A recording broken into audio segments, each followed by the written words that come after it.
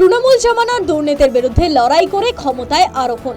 রাজ্যের প্রশাসনিক প্রধান হয়েই দুর্নীতির জেরে চাকরি হারানো শিক্ষকদের সঙ্গে সাক্ষাৎ করলেন শুভেন্দু অধিকারী। দ্বিতীয় জনতার দরবারে চাকরি হারানো শিক্ষক সংগঠনগুলোর সঙ্গে বৈঠক করেন তিনি। তৃণমূল জমানায় দুর্নীতির কারণে সুপ্রিম কোর্টের রায়ে চাকরি হারিয়েছিলেন 2016 এসএসসির 26,000 শিক্ষক শিক্ষাকর্মী।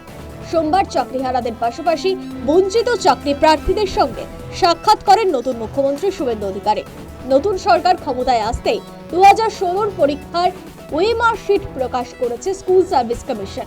আর কমিশন প্রকাশিত এই ওএমআর এর ভিত্তিতেই আশার আলো দেখছেন চাকরিহারা শিক্ষক শিক্ষাকর্মীরা। মুখ্যমন্ত্রীর কাছে আবেদন জানালেন প্রকাশিত ওএমআর এর ভিত্তিতে নতুন করে প্যানেল তৈরির সঙ্গে চাকরিহারা শিক্ষাকর্মীদের চাকরির বিষয়টাও দেখার জন্য আবেদন জানান।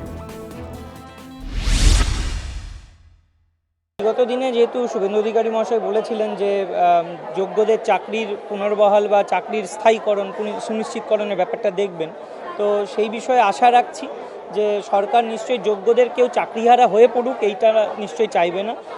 যে কোনোভাবে আইনি পদ্ধতিতে সেটা সরকার আগে ডিসাইড করুক যে তারা কি পথে এগোবে। আমরা চাই যে মুখ্যমন্ত্রী এই বিষয়টা দেখুন যে 31শে আগস্টের পরেও যেন কারোর বেতন বন্ধ হয়ে না যায়। আর গ্রুপ সি গ্রুপ ডি যারা বিগত 1 বছরের বেশি সময় ধরে বেতন পাচ্ছেন না তাদের বিষয়টাও অতি সত্বর দেখা উচিত এবং তাদের জন্য কিছু পদক্ষেপ নেওয়া উচিত। সুতরাং সেই সংবিধান রক্ষার স্বার্থে তারা বিধানসভায় বিল আনবে যে আমার সরকার যোগ্যদের চাকরি ফিরিয়ে তাদের সরকারি শিক্ষা ব্যবস্থাকে বাঁচাবে, শিক্ষকদের যোগ্য শিক্ষকদের শিক্ষাকর্মীদের বাঁচাবে এবং এই যে তালিকা, এই তালিকা নিয়ে সুপ্রিম কোর্টে পেশ করবে, কোনো সমস্যা নেই।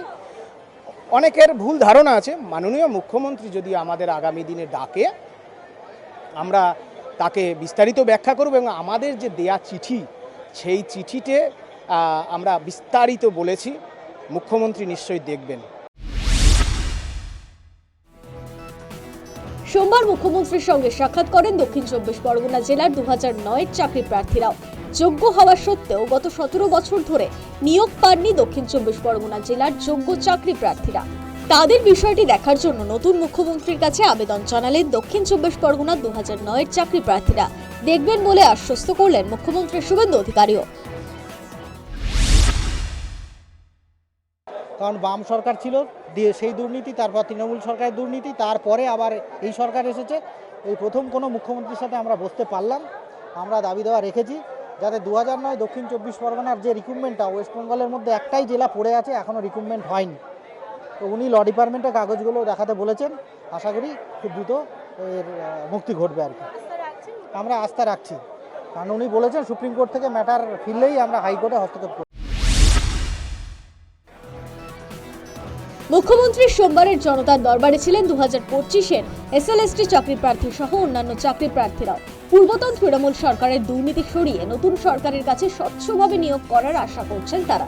বিপুল প্রত্যাশা জুগিয়ে রাজ্যের ক্ষমতায় এসেছে বিজেপি। আগামীতে প্রত্যাশা পূরণ করবে বলে আশাবাদী চাকরিহারা থেকে চাকরি প্রার্থী, সব ধরন সব পেশার মানুষ। নিউজ 10।